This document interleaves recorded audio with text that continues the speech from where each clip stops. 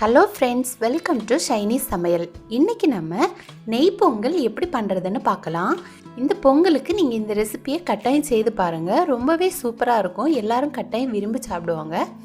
இதை நம்ம ரொம்ப சுலபமாக செய்யலாம். இதுக்கு ரொம்ப கம்மியான இன்க்ரீடியன்ட்ஸ் மட்டும் நமக்கு போதும். ரொம்ப டேஸ்டான இந்த ரெசிபியை இப்போ எப்படி பண்ணுறதுன்னு பார்க்கலாம். வீடியோக்குள்ளே போக முன்னாடி நம்ம சேனலை சப்ஸ்கிரைப் பண்ணி சப்போர்ட் பண்ண எல்லாருக்கும் நன்றி.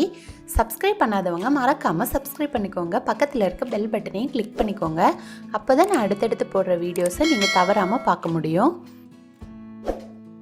எல்லோரும் பொங்கலை ரொம்ப சேஃபாக வீட்டில் கொண்டாடுங்க. எல்லோருக்கும் இனிய பொங்கல் நல்வாழ்த்துக்கள். பொங்கல் பண்ணுறதுக்காக நான் 1 கப் பச்சரிசி எடுத்திருக்கேன். இது கிட்டத்தட்ட 300 கிராம் இருக்கும்.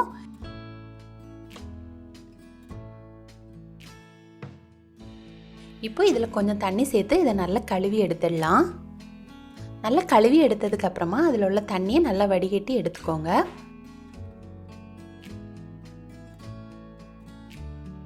அடுத்து அடுப்பில் ஒரு கடாய் வச்சு அதில் 1 டீஸ்பூன் நெய் சேர்த்துக்கணும்.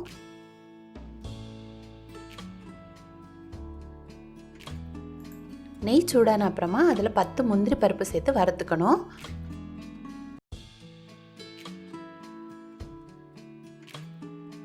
முந்திரி பருப்பு நல்லா வறுபட்ட அப்புறமா 1 டேபிள் ஸ்பூன் கருப்பு உலர் திராட்சை சேர்த்துருக்கேன். இப்போ இதையும் சேர்த்து வறுத்து தனியாக எடுத்து வச்சுக்கலாம். இப்போது அதே நெய்யில் நம்ம வடிகட்டி வச்சுருக்க அரிசியை சேர்த்து 2 நிமிஷம் நல்லா வறுத்து எடுத்துக்கணும். அப்போ அந்த அரிசியில் நெய்யோட மனம் நல்லா பிடிச்சிக்கும். இப்போ 2 நிமிஷம் நல்லா வறுத்து எடுத்ததுக்கப்புறமா இந்த அரிசி வேகிறதுக்கு அளவு தண்ணி சேர்த்துக்கணும். நான் 1 கப் அரிசிக்கு 2 கப் தண்ணி சேர்த்துருக்கேன். நீங்கள் இந்த மாதிரி தான் வேக வைக்கணும்னு இல்லை. உங்களுக்கு டைம் இல்லைன்னா நீங்கள் குக்கரில் கூட அரிசியை மட்டும் வேக வச்சு எடுத்துக்கலாம். இதே நீங்கள் பொங்கலுக்கு செய்ய போகிறீங்கன்னா பானையில் கூட செய்துக்கலாம். ரொம்ப நல்லாயிருக்கும். அப்பப்போ கிளறி விட்டுக்கோங்க. அப்போ அடியில் பிடிக்காமல் இருக்கும். இப்போ பாருங்கள், அதில் உள்ள தண்ணியெல்லாம் நல்லா வற்றி வந்தாச்சு. இப்போ அரிசியும் நல்லா வெந்து வந்திருக்கு. சர்க்கரை பொங்கலுக்கு வேகிற மாதிரி இதில் அரிசி நல்லா வெந்து வரக்கூடாது. நம்ம சாதத்துக்கெல்லாம் வேகிற அளவு வெந்து எடுத்தால் போதும். அப்போ தான் இந்த பாயாசத்துக்கு ரொம்ப டேஸ்ட்டாக இருக்கும். இப்போ அரிசி ரெடி ஆகியாச்சு.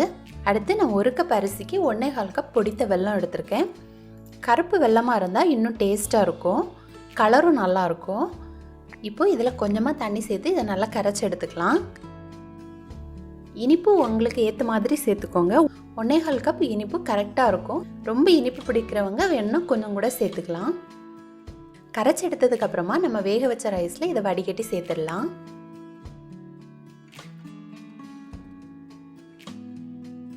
இப்போ இதை நல்லா மிக்ஸ் பண்ணி கொடுத்துக்கணும்.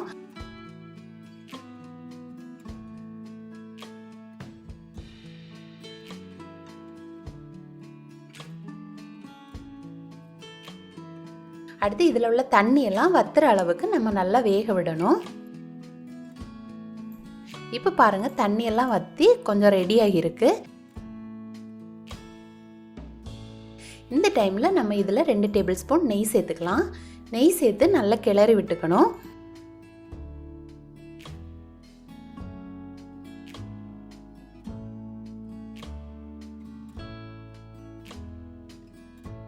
அந்த நெய்யெல்லாம் அரிசியோட நல்லா சேர்ந்ததுக்கப்புறமா திரும்பவும் நம்ம 2 டேபிள் ஸ்பூன் நெய் சேர்த்துக்கணும்.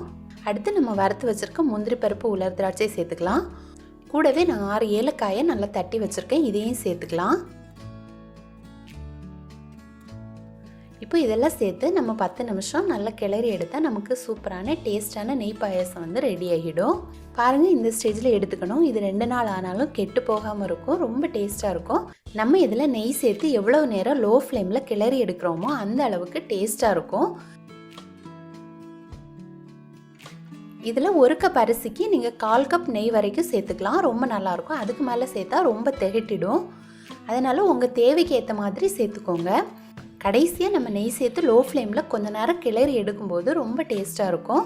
நீங்கள் பொங்கலுக்கு இந்த மாதிரி நெய் பாயாசம் கட்டாயம் செய்து பாருங்கள். ரொம்ப டேஸ்ட்டாக இருக்கும். எல்லாரும் விரும்பி சாப்பிடுவாங்க. நெய் பாயாசத்தை நீங்களும் கட்டாயம் உங்கள் வீட்டில் ட்ரை பண்ணி பார்த்துட்டு எப்படி வந்துச்சுன்னு உங்களோட கமெண்ட்ஸ் சொல்லுங்கள். இந்த வீடியோ உங்களுக்கு பிடிச்சிருந்தனா ஷைனி சமையலை மறக்காமல் சப்ஸ்கிரைப் பண்ணிக்கோங்க. தேங்க்யூ.